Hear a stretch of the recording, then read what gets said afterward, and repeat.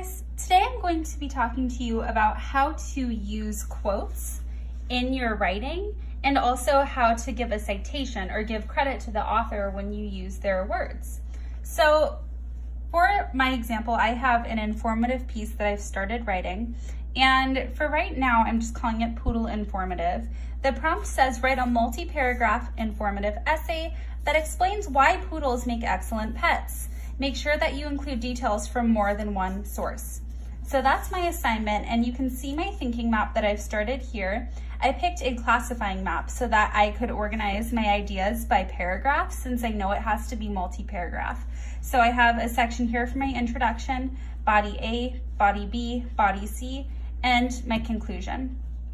In this video, I won't go all the way through every single paragraph and the conclusion, but I'll show you how I got started with my introduction so that I could organize my ideas and my thinking for the body paragraphs, which then leads me to pick my quotes. So I know in my introduction, I need to have a hook, something that will make the audience go, wow, I really want to keep reading.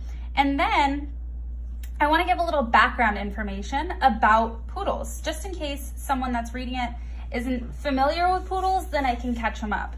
So I'm going to talk about what makes poodles unique, maybe where they come from historically, why they were bred the way that they were bred. And then my last sentence in my introduction is going to set up my body paragraphs. And you can see how I kind of showed that with color. My green is for body A, my pink is for body B, and my yellow is for body C.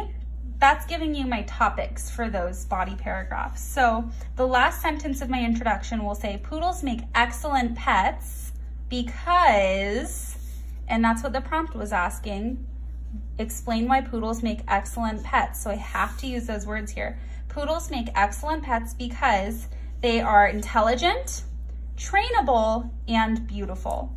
So in body A, I'll talk about the first thing I wrote, that they're intelligent.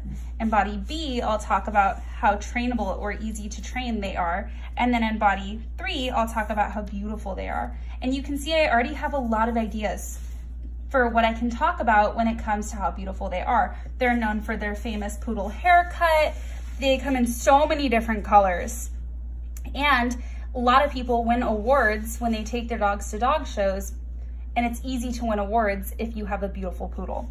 So I already have a lot of information here, but in bodies A and B, I have strong ideas. I just don't necessarily have my own details to support that. So I can use an article that I find online or in a story or in a book, and I can pull my details from the article to support my ideas. I might have a story about my poodles and how smart they are, but that might not be the support that I need for this paragraph. So I want to make sure I have the strongest support possible. So I just made a little note to myself to look for some quotes that I could maybe include in bodies A and B. And since the prompt says include information from more than one source, by the end of this whole writing assignment, I would need to have at least 2 quotes. Maybe as I keep writing, I'll say, you know what? I don't need one here. I'll put a quote here in the conclusion. I can always switch that around. But for right now, that's my goal. All right, so in the next step of my writing, I took all of my ideas from my thinking map and I started writing my introduction. So I can show you what I have here in my introduction. First of all, I renamed my title. People prefer poodles. It's just a little bit more catchy than Poodle Informative. In my introduction, you can hear my dogs growling in the background right now, they're playing. I wrote, imagine having the perfect best friend. Did you visualize a fluffy, 4-legged, brilliant poodle? Many people would. Poodles are becoming increasingly popular as pets because of their numerous charming qualities. They were originally bred in Germany as hunting dogs that could easily run through puddles because of their long legs. Now, poodles make excellent pets, there's the words from the prompt, because of their cleverness, response to training, and good looks. Those are my 3 ideas here. Intelligence, trainable, beautiful, green, pink, and yellow that I had in my thinking map. You're also going to see those same colors, green, pink, yellow, keeping me nice and organized here in bodies A, B, and C. So I took my ideas and I set up my topic sentences in bodies A, B, and C. One reason why poodles are a popular pet is because they are so intelligent. Another benefit of having a poodle as your companion is that they are easy to train. Typically, poodles are regarded as a beautiful breed. You're noticing my transitions that I use to start off my sentences, and that I didn't say it the exact same way. Poodles are a popular pet. Having a poodle as your companion. Poodles are regarded as. I didn't say poodles are a good pet because. Poodles are a good pet because. Poodles are a good pet because. That would sound really robotic and boring just hearing that over and over again. So you want to try and switch it up a little bit. But now that I have my topic sentences here, I can go ahead and find a quote to start supporting my main idea. So let's start with the cleverness paragraph, my paragraph about how intelligent those poodles are. I went online and I did some research and I pulled a couple of different articles here about poodles. It's important when you're doing your research to look at the dates. I did write down on here the date of this article was 2018. The article here was written in 2015. If your article is more than 10 years old or your story is more than 10 years old, you might consider finding one that's a little bit more up to date so that the information isn't old. Now, I found a quote here that I highlighted in this article called Poodle Breed of Dog. It's actually from the Encyclopedia Britannica, and the editors wrote this little chunk about poodles. And I pulled out this little snippet here. The editors say that poodles are often ranked as one of the most intelligent of all breeds. I would like to use those words in my paper. And I can't just take them and plant them without giving credit to the authors. So I have to say where these words came from, who said them, and put the year that they were said. So if I didn't do that, I would just be plagiarizing their work, and that is not okay. That's not fair to the people that actually took the time and wrote it down. I have my main idea here. I'm now going to use a quote sandwich, hashtag quote sandwich, to put my quote in. So that means I have to have three pieces. First, introduce the quote. Second, the actual quote. And third, explain what the quote means. Whenever you put a quote into your writing, you should always use a quote sandwich. That will make sure that your quote's not just thrown into your paper and you never explain it and your reader's going, wow, that felt really sudden and like they just dropped a quote there. So it has to be very fluid in your paper. It should fit right in with your words and explain and add meaning to what you're trying to say. So I gave some examples here. I gave you 3 different sentence frames for ways that you could introduce your quote. And that's the very first piece here, introduce the quote. You could say, in blank, the author says, blah, blah, blah. You could say, the author states, blah, blah, blah. Or you could say, according to the author, blah, blah, blah, blah, blah. Those are just 3 ways. There are a whole bunch of other ways that you could introduce your quote, but these are really popular and they typically work for most of your sentence frames that you're starting. So I'm going to go ahead and pick one of those. I'm going to say, according to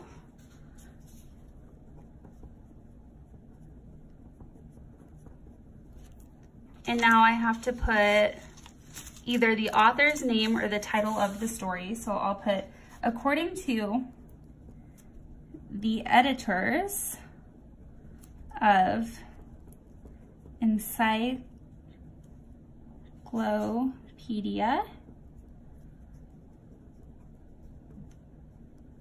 Britannica, and then comma, according to those authors, comma, now I need my quotation marks.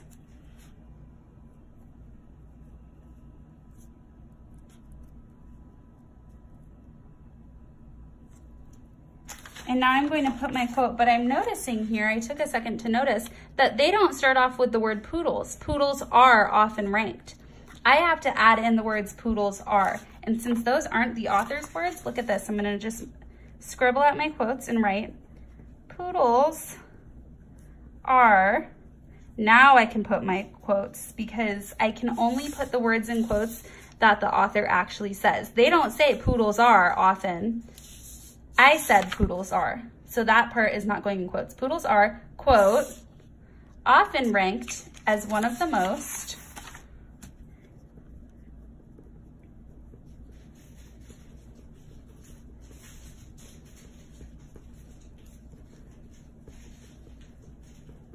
intelligent of all breeds. Okay, then the quote sandwich tells us that we have to put the punctuation inside the quotation marks. So I'm going to put a period and my end quotation marks. So notice that only the words the author said are inside those quotes. All of my words are outside of it. That tells me that's somebody else's words. You can either put the date on this page right around this quote, or you can put it on a separate sheet of paper after your essay. So I might have another sheet of paper at the end that lists all of my citations, all of the different resources that I use, the authors, the books, and what year. So I might have my list of citations, Encyclopedia Britannica, poodle, breed of dog was the name of the article, comma, and then that was written in 2018. So you can either make a list of all of your different articles and stories that you used and put the date and the title of the source there, or you can fit it in here. I can say in 2018, or I can say according to the editors of Encyclopedia Britannica in 2018, comma, poodles are often ranked as one of the most intelligent of all breeds. Or you can leave out your punctuation, have your quote, and then put the year with your punctuation at the end. If you don't put the year here, then leave your punctuation where you had it before. Okay, so it's either like that or like that, whichever one you prefer. Okay, so there's a lot of different ways that you can show it, but really the most important thing is that the author's words are in quotes and that you give credit to the year, the author's names, and to the title of the source where it came from. So as long as you have those things in here, you're good, you're covered. Now, I introduced the quote by using one of these sentence frames. I put the actual quote. That's only 2 pieces of my quote sandwich. So now I need to explain the quote. I have to tell what that means. Poodles are often ranked as one of the most intelligent of all breeds. This means that poodles have shown greater problem-solving skills, and those are my poodles playing again, than other dogs. All right, and then I might need to get another sheet of paper, a sticky note, Stella Luna, to finish off my paragraph, because now I'm out of room here. But I have 1, 2, 3